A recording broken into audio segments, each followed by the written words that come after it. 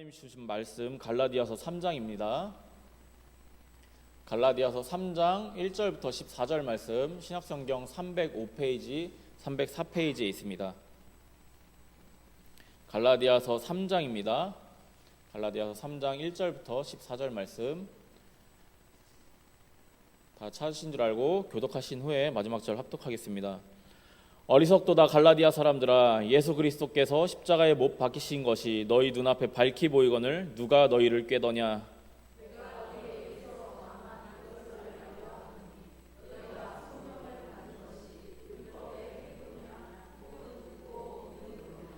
너희가 이같이 어리석으냐. 성령으로 시작하였다가 이제는 육체로 마치겠느냐.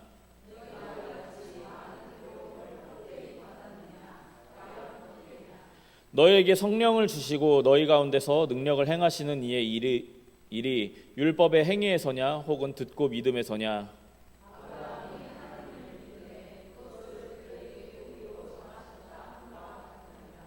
그런즉 믿음으로 말미암은 자들은 아브라함의 자손인 줄 알지어다.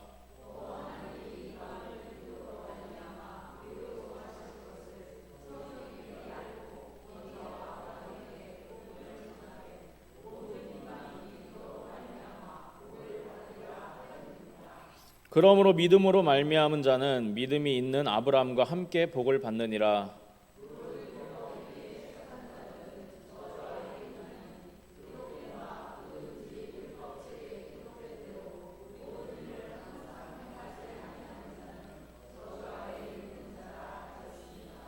또 하나님 앞에서 아무도 율법으로 말미암아 의롭게 되지 못할 것이 분명하니 이는 의인은 믿음으로 살리라 하였음이라.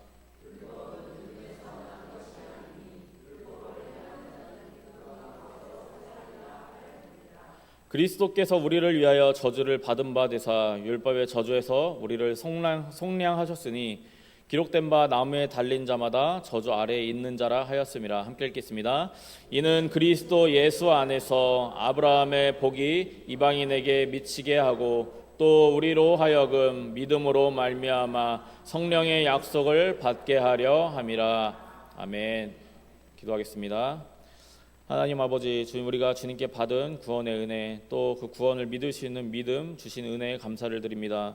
우리가 주님께 받은 이 구원과 믿음을 우리가 어떻게 받아들이고 또한 어떻게 사용하고 또 어떻게 하나님 앞에서 믿음을 실천해야 할지를 주님 생각해보고 또 반성해보는 그런 귀한 시간 될 수 있도록 인도하여 주시옵소서. 감사드리오며 예수님 이름으로 기도드립니다. 아멘. 오늘 말씀 갈라디아서 3장 1절부터 14절 말씀 가지고 쉽게 얻은 믿음이라는 제목으로 말씀을 나누겠습니다. 우리 성도님들은 쉽게 얻은 돈은 어떻게 쓰시나요? 내가 일하지 않고 받은 돈은 어떻게 쓰세요? 그냥 꽁돈 생기면 어떻게 쓰세요? 아껴 쓰세요? 아마 꽁돈들 생기시면 아껴 쓰시지 않을 겁니다. 뭐 누가 막 상품권 주고 그러면 아마 그냥 그날로 가서 뭐 아마 쓰시지 않을까. 뭐 그 돈이 좀 크다, 뭐 100만 원이다 그러면 더 그냥 신나게 쓰겠죠. 평소에 못 사던 것들. 왜냐하면 내가 일해서 번 돈이 아니기 때문에 내가 일해서 번 돈보다 뭔가 쉽게 사용하게 돼요. 사람은 자기가 가진 것이 내가 들인 노력과 어떤 내가 들인 대가가 지불된 것이 아니면 비교적 쉽게 여깁니다. 그 단적인 예가 우리 부모 자식 간의 사이라고 생각합니다. 자식은 부모로부터 받고 누린 것을 당연하게 여깁니다. 자식들이 부모한테 받은 것을 고맙게 여기지 않죠. 일반적으로 쉽게 불평합니다. 부모님이 밥 해주고 옷 사주고 또 집에서 살게 하고 잠잘 곳 있는 게 그냥 당연한 걸로 여겨요. 그래서 나 이 집 싫다, 나 저거 먹고 싶다, 그냥 당연하게 나와요. 우리 모두가 그랬고 또 지금의 자녀들 또한 그럴 것입니다. 왜 그러냐면 그것을 위해서 치러지는 대가와 또 그것을 위해서 치러지는 그 노력들이 얼마나 힘들고 귀한 것인지를 모르기 때문입니다. 왜냐하면 내가 치르는 것이 아니니까요. 또 부모님이니까 우리가 당연히 여깁니다. 내 부모님이니까 당연히 해주셔야 된다. 쉽게 얻었다고 해서 그 가치가 결코 낮은 것은 아닙니다. 아까 말씀드린 것처럼 우리가 쉽게 얻은 돈, 그냥 꽁으로 얻은 돈, 그게 10만 원짜리든 100만 원이든 그 돈이 내가 고생을 해서 얻었든 일해서 얻었든 그 가치는 같습니다. 근데 그것을 대하는 나의 마음의 문제가 있을 뿐입니다. 누군가가 나를 좋아해 주거나 나에게 호의를 갖는 것, 또 나를 아무런 마음 없이 도와주는 것, 그것을 처음에는 우리가 고마워합니다. 처음엔 감사해합니다. 근데 이게 지나고 또 반복되다 보면 이걸 당연하게 여기기 시작합니다. 내가 노력해서 얻은 호의가 아니기 때문에 더 가볍게 여기기 시작하는 것입니다. 그래서 이런 말들도 하죠. 그냥 나 좋아하는 사람보다 나 튕기는 사람이 더 매력적이라고. 우리 사람의 마음이 이렇게 간사합니다. 그래서 그런지 내가 가진 이 믿음, 우리가 쉽게 얻었기 때문에, 우리가 어떤 대가를 치르고 얻은 것이 아니기 때문에 우리가 이 믿음을 너무 쉽게 생각합니다. 그리고 이 믿음을 위해서 해야 할 일을 귀찮다고 여기고 힘들다고 여기고 또 피하려고 여기고 또 내가 원하는 대로, 내 방법대로, 내 만족대로 이 믿음을 실천하려고 합니다. 오늘 말씀을 통해서 내가 제대로 믿음을 가지고 있는지, 또 내가 가진 이 믿음의 가치와 이 믿음에 대한 책임으로서 내가 어떤 일들을 해야 하는지에 대해서 오늘 말씀 나누기를 원합니다. 먼저 갈라디아서 1장, 2장 말씀에 대해서 우리가 간단하게 살펴보자면, 갈라디아 교인들을 바울이 이제 비판을 하기 시작합니다. 먼저 바울이 갈라디아 교인들을 비판한 이유는 그들이 바울이 전했던 복음을 떠나서 잘못된 복음을 받아들였기 때문입니다. 바울이 1장과 2장에서 먼저 이야기하는 것은 자신의 사도됨이 어떤 의미인지, 또 자신의 사도됨이 사람으로 인한 것이 아니라는 것을 변호를 하고, 또 자신이 전한 복음이 사람에 의한 것이 아니고 하나님에 의한 것임을 먼저 변호를 합니다. 간단하게 바울이 이런 이야기를 한 이유는 아까 말씀드린 것처럼 분명히 이 갈라디아 교인들은 바울과 함께 동거동락하면서 말씀을 배웠고, 또 하나님 앞에서 그리스도인으로 사는 것이 어느 것인지를 배웠습니다. 하지만 그럼에도 불구하고 바울이 떠난 지 얼마 되지 않아서 그 예루살렘에서 쫓아온 유대주의자들에 의해서 쉽게 다른 복음을 받아들였습니다. 그 다른 복음이란 무엇이냐면 예수 그리스도를 믿음으로 구원을 받는 게 아니라 율법과 할례를 너희가 수행해야, 너희가 진짜 유대인이 되어야 그제서야 그리스도를 믿었을 때 구원받을 수 있다라는 잘못된 말을 가르친 것입니다. 그리고 그 말을 가르치기 위해서 이들이 바울의 사도의 권위를 깎아내립니다. 그런데 갈라디아 교인들은 이 유대주의자들의 이러한 말들을 너무나도 쉽게 받아들입니다. 그리고 지금까지 가지고 있던 올바른 복음을 저버립니다. 갈라디아서는 이에 대한 바울의 비판입니다. 바울이 갈라디아 교인의 이런 모습들에 얼마나 화가 났는지를 오늘 말씀을 보면 우리가 잘 알 수 있습니다. 1절부터 3절 말씀 한번 같이 읽어보겠습니다. 화면 안 나오면 시작. 어리석도다 갈라디아 사람들아, 예수 그리스도께서 십자가에 못 박히신 것이 너희 눈앞에 밝히 보이거늘 누가 너희를 꾀더냐. 내가 너희에게서 다만 이것을 알려하노니 너희가 성령을 받은 것이 율법의 행위로냐 혹은 듣고 믿음이로냐. 너희가 이같이 어리석으냐. 성령으로 시작하였다가 이제는 육체로 마치겠느냐. 아멘. 1절과 3절 말씀 보면 어리석다라는 말을 반복합니다. 이 어리석다라는 표현은 사실 좀 공격적인 표현입니다. 우리가 내 옆에 있는 사람들이나 아니면 지나가는 사람한테 너 이렇게 사람이 어리석냐라고 이야기하면 이게 되게 좀 모욕적인 발언이잖아요. 근데 물론 이 개역개정이 좀 말이 조금 더 이렇게 고상하고 고급진 말로 돼 있어서 그렇지만 사실 이 너희가 어리석다, 이 갈라디아 사람들아라고 말하는 이 바울의 이 억양은 사실 좀 많이 공격적입니다. 왜냐하면 기본적으로 갈라디아 교인들과 친분이 있기 때문에 이 정도로 말해도 알아들을 것을 알기 때문에 바울이 이렇게 이야기를 합니다. 이 바울의 이 공격적인 표현에는 분노를 포함해서 또 황당함 또한 있습니다. 왜냐하면 이들이 단순히 그냥 잘못된 복음을 받아들인 것이 아니기 때문입니다. 어리석다라는 것은 지식이 없다거나 멍청하다라는 의미가 아닙니다. 차라리 지식이 없거나 차라리 멍청하다거나 좀 욕이지만 멍청하다거나 한다면 차라리 그냥 가르치면 됩니다. 권면하면 됩니다. 화를 낼 이유가 없죠. 바울이 반복해서 어리석다라고 하는 말을 하면서 이들을 이렇게 다그치고 비판하는 이유는 이들이 지식이 있음에도 작은 영적 분별조차 가지지 않았기 때문에 그것에 대해서 비판하는 것입니다.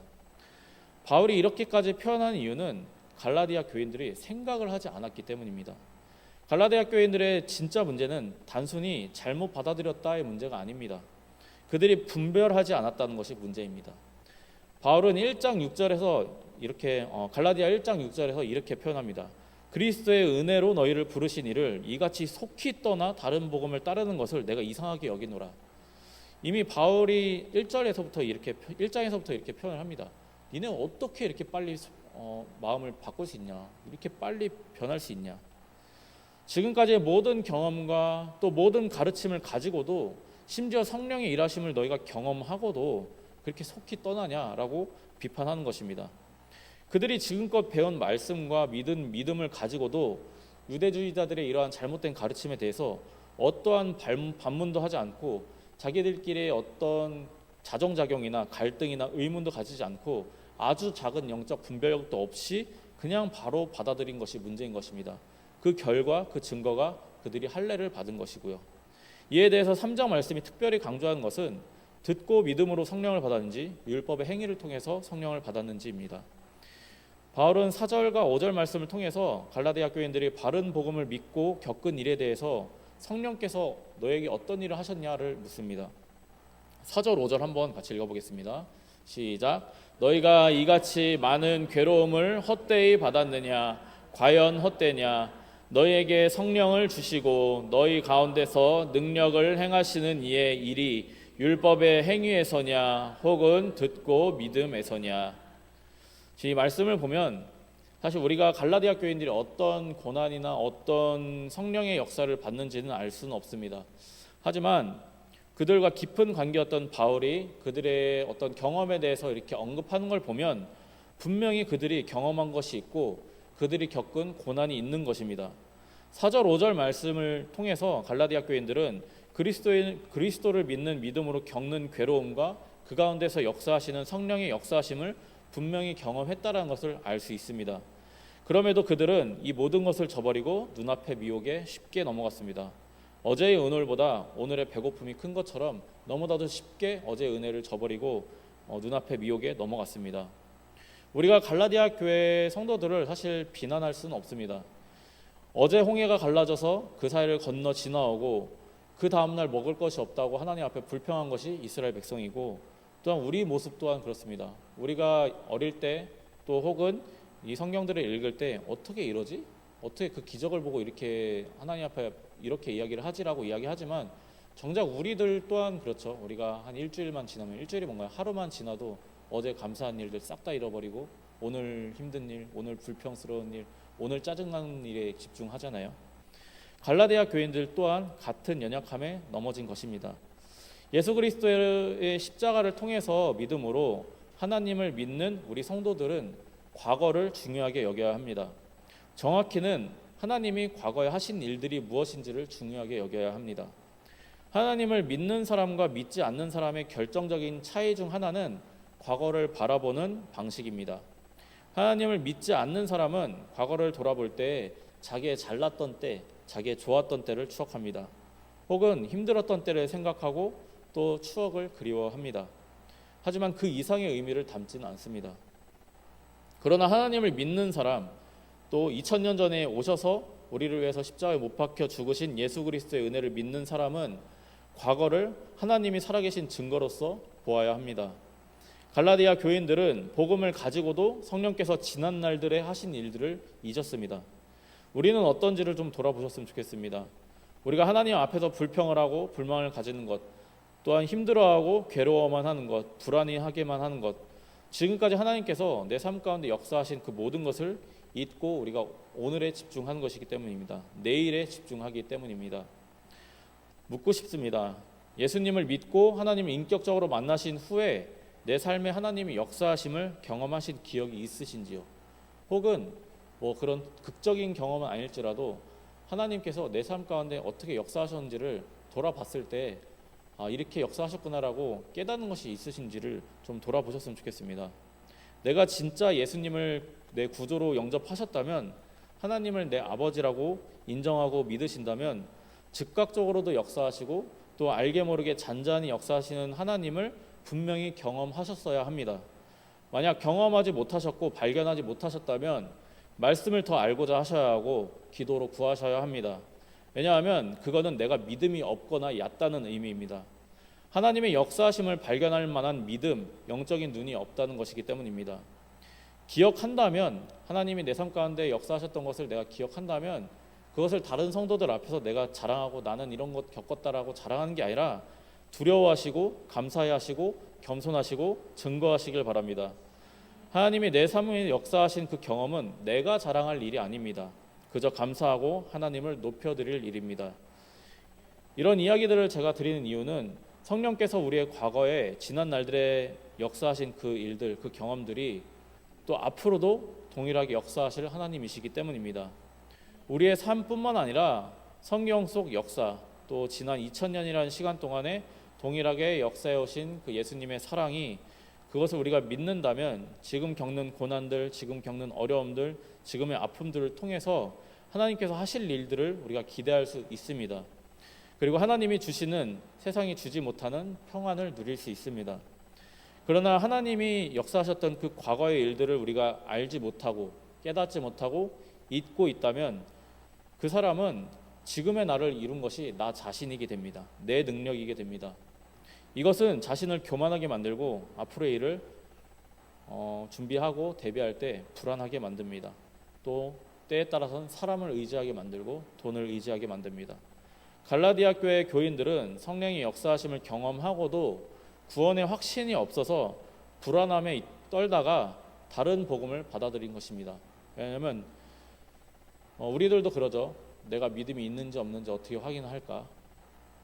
갈라디아 교인들의 이러한 불안함은 유대주의자들의 이 가르침 가운데 특별히 자신들이 이방인이다라는 것에서 더 크게 비롯된 바가 있습니다. 바울은 갈라디아 교인들의 이러한 불안을 아브라함을 통해서 일축을 시키고 있습니다. 동시에 의인됨은 율법의 행위가 아닌 오직 믿음으로만 받을 수 있다라고 강조하고 있습니다. 유대주의자들은 갈라디아 교인들을 미혹시킬 때 그 수단으로서 율법과 할례를 들었습니다. 유대인이 아닌 너희는 이방인이기 때문에 율법을 지키고 할례를 받아야만 유대인이 되고 구원을 받을 수 있다라고 유혹한 것입니다. 지금도 그렇지만 구원에 대한 확실한 증거는 사실 눈에 뚜렷하게 보이지는 않습니다. 그렇기 때문에 구원에 대한 확신이 없었던 사람들에게는 유대주의자들의 이러한 유혹은 되게 강력한 미혹이 되고 위협이 됩니다. 확실한 증거를 원했던 갈라디아 교인들은 이 유대주의자들이 말하는 확실한 증거에 미혹되었습니다. 할례는 분명히 하나님이 아브라함에게 주신 믿음의 증거였습니다. 유대인들은 그 역사를 따라 율법으로 행했고 그것을 자기들의 자랑으로 삼았습니다. 그러나 그 결과는 선민의식이었습니다. 자신들만이 하나님의 선택을 받은 백성이라는 교만이었습니다. 그런 유대인들에게 율법과 할례 없이 이방인을 구원으로 초대하는 예수님의 이 구원은 혁신적인 동시에 불편하고 또 불경함 그 자체였습니다. 근데 바울은 말합니다. 예수님뿐만 아니라 하나님은 구약에서도 이미 이방인에 대한 구원을 말씀하고 있다, 계획하고 있다라고 분명히 말씀하고 있습니다. 6절부터 8절 말씀 한번 같이 읽어보겠습니다. 시작. 아브라함이 하나님을 믿음에 그것을 그에게 의로 정하셨다 함과 같으니라. 그런즉 믿음으로 말미암은 자들은 아브라함의 자손인 줄 알지어다.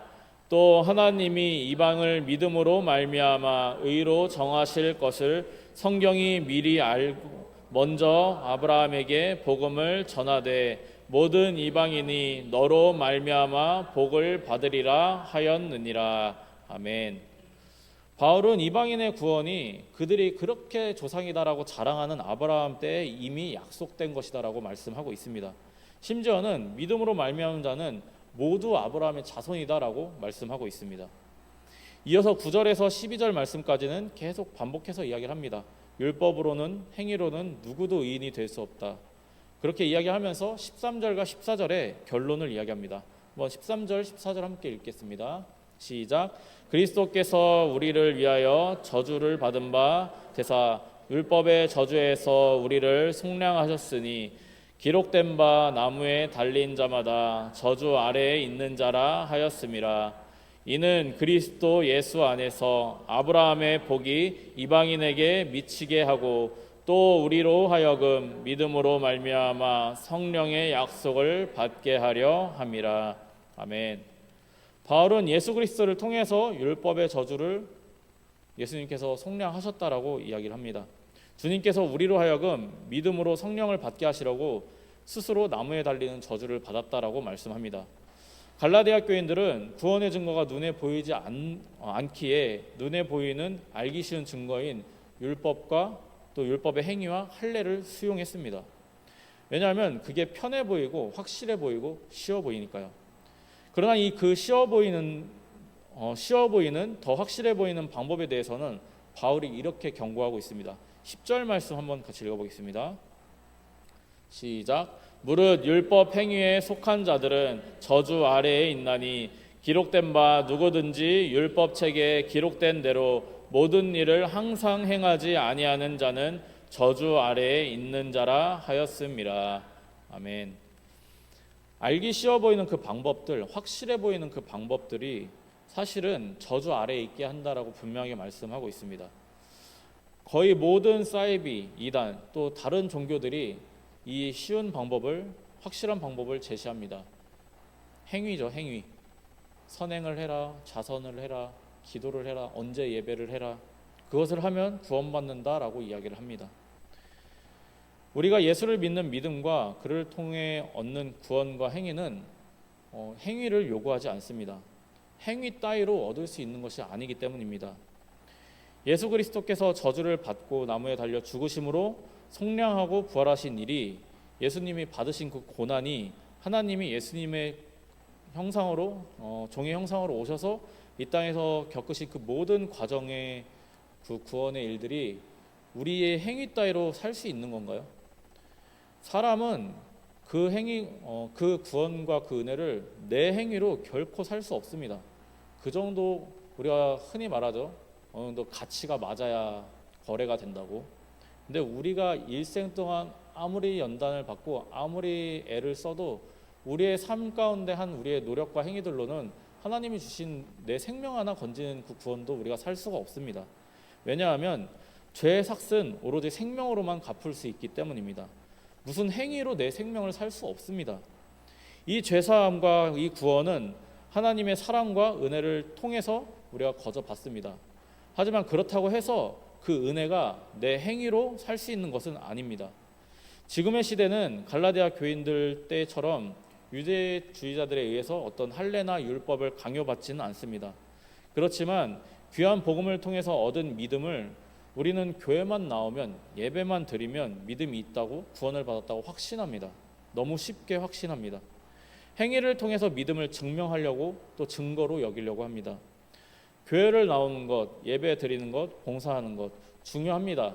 근데 그것은 우리가 예수님을 믿기 때문에 하는 것이지, 우리가 구원을 받기 위해서 교회를 나오거나 구원을 받기 위해서 예배를 드리는 것이 아닙니다. 물론 믿지 않는 분들은 그 과정을 통해서 말씀을 듣고 배우면서 구원을 얻을 수는 있겠죠. 제가 여기서 말씀드리고 싶은 것은, 교회에 나오는 행위는 눈에 보입니다. 하지만 교회에 나와서 말씀을 듣는지 어떠는지는 본인만 압니다. 예배를 드리는 것은 눈에 분명히 보입니다. 자리에 나와 있으니까요. 하지만 그 사람이 진짜 말씀을 듣는지는 알 수 없습니다. 봉사를 하고 섬기는 것은 눈에 보입니다. 하지만 그 사람이 어떤 동기와 마음으로 그 일을 하는지는 본인만이 압니다. 이 외에도 여러 가지가 있을 것이지만 율법과 할례가 꼭 이것과 같습니다. 눈에 보이는 증거와 행위로는 구원과 믿음을 살 수 없을 뿐더러 율법과 할례는 눈에 보이는 증거, 행위, 이것들을 가지고 교만하게 만듭니다. 왜냐하면 유대인들이 율법과 할례로 교만해졌으니까요. 자신들만이 하나님의 백성이라는 선민의식을 갖게 만들었습니다. 우리가 믿음을 쉽게 얻은 것은 믿음의 가치가 낮거나 얻을 수 있는 방법이 쉬워서가 아닙니다. 하나님의 사랑과 은혜로 거저 주어졌기 때문인 것이죠. 우리가 얻을 수 있는 믿음과 구원은 너무나도 어렵고 또 너무나도 괴롭고 너무나도 큰 희생을 통해서 주어진 것입니다. 성경을 우리가 쉽게 접할 수 있고 우리가 교회가 흔해서 언제든지 갈 수 있다고 해서, 예배가 늘 있다고 해서 믿음과 구원의 가치가 낮은 것은 절대 아닙니다. 우리가 누리는 믿음은 우리의 공로를 통해 얻어지는 것이 아니라 예수 그리스도를 믿음으로 주신 것이기 때문에 우리가 그것 때문에 쉽게 얻고 누릴 수 있는 것입니다. 하지만 그것이 그 가치가 낮은 것도 아닐 뿐더러 내가 그것을 함부로 여길 이유가 되지는 않습니다. 구원과 믿음을 정말로 하나님께서 그렇게 쉽게 주셨나를 또 한번 고민해 보셨으면 좋겠습니다. 우리가 예수님을 믿으면 구원을 얻습니다. 믿음을 얻습니다. 하지만 정말 그 구원과 믿음이 쉽나요? 우리가 이 부분을 좀 고민해 보셨으면 좋겠습니다. 쉽게 받았으니까 내가 쉽게 확신하고 쉽게 누릴 수 있을까요? 구원의 확신과 나의 믿음의 유무를 우리가 어떻게 확인할 수 있을까요? 내 생명이 아니면 얻을 수 없는 속죄를 예수 그리스도를 믿음으로 얻는다는 것은 정말로 쉽게 얻는 것입니다. 그러나 예수를 믿는다는 것은 그렇게 쉽기만 한 일은 결코 아닙니다. 예수님을 믿는 것은 좁은 길을 가는 것이고 남들이 가지 않으려고 하는 길을 가는 것입니다. 예수님이 이렇게 말씀하시죠. 마태복음, 마가복음, 누가복음 이 세 복음서에 동일하게 말씀하고 있습니다. 나를 따르려거든 자기를 부인하고 자기 십자가를 지고 나를 따를 것이라. 자기의 십자가를 지는 것은 큰 희생과 부끄러움과 수치가 동반됩니다. 내가 나의 자아와 내 자존심을 내려놓아야 하기 때문입니다. 얼마나 하고 계신지 우리 한번 스스로 점검하셨으면 좋겠습니다. 저는 제가 어느 정도 했다고 생각이 들었습니다. 근데 막상 힘든 상황이 오고 막상 내 자존심이 나올 만한 상황이 되면 불쑥불쑥 튀어나오더라고요. 근데 그게 오히려 내가 아직 하나님 앞에 깨지지 않았구나를 깨닫게 하시는 귀한 증거가 되더라고요. 이것은 분명히 힘들고 어렵습니다. 지금까지의 나를 내려놓고 지금까지 내가 살아온 방법과 살아온 생각들이 틀렸다는 것을 인정해야 하니까요. 지금까지 인정하지 않던 하나님을 인정해야 하기 때문에 이것은 분명히 힘듭니다. 자기 십자가를 지지 않는 사람은 안타깝지만 믿음을 가졌다고 하긴 어려울 것 같습니다. 그렇다면 왜 자기 십자가를 져야 할까요? 왜 예수님을 믿으면 왜 이렇게 힘든 일을 하면서 예수님을 따라가야 할까요? 예수님을 믿게 되면 내가 예수님을 믿게 되기까지의 지난 날들을 돌아보게 됩니다. 내가 예수님을 믿기 전에는 어땠을지 모르겠지만 얘가 예수님을 정말 믿고 하나님을 영접하고 마음에 뜨거움이 생긴 순간 지금까지 내가 어떠한 삶을 살았는지, 지금까지 하나님이 내 삶 가운데 어떻게 역사하시고 인도하셨는지를 돌아볼 수 있게 됩니다. 만약에 그 순간들, 지난 날들 돌아보셨다면 우리가 하나님의 그 은혜를 인정하지 않을 수 없습니다. 그 모든 순간들, 모든 과정들을 거치셔서 하나님께서 나를 자녀 삼아 주셨고 구원에 이끌기 위해서 여기까지 이끌어 오셨다라는 걸 우리가 알고 깨닫는다면 그것을 위해서 우리가 주님을 따라가고 싶어지는 게 정상입니다. 앞서 말씀드렸듯이 예수님을 따라간다는 것은 좁은 길을 가는 것입니다. 좁은 길을 가려면 많은 것을 희생해야 합니다.